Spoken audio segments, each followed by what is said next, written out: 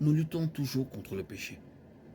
Mais par la puissance du Saint-Esprit qui vit en nous, nous sommes capables de résister et de vaincre le péché. La marque distinctive d'un vrai chrétien est la présence décroissante du péché dans sa vie. Au fur et à mesure que les chrétiens grandissent et mûrissent dans la foi, le péché a de moins en moins d'emprise sur nous. Bien sûr, la perfection sans péché est impossible dans cette vie. Mais notre haine du péché devient plus grande à mesure que nous mûrissons.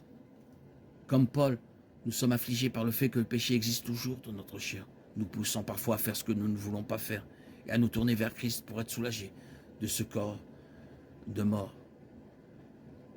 Romains 7, 18, 25. Je sais que le bien n'habite pas en moi, c'est-à-dire dans ma chair.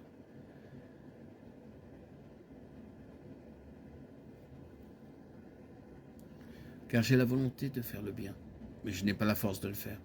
Car je ne fais pas le bien que je veux, mais je fais le mal que je ne veux pas.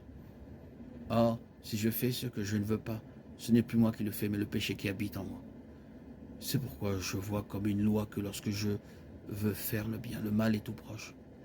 Car je prends plaisir à la loi de Dieu qui est dans mon être intérieur.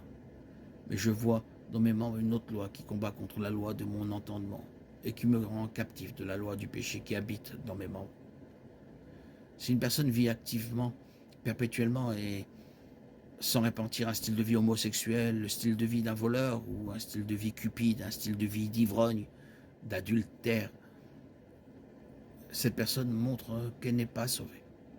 Et une telle personne n'héritera certainement pas du royaume de Dieu.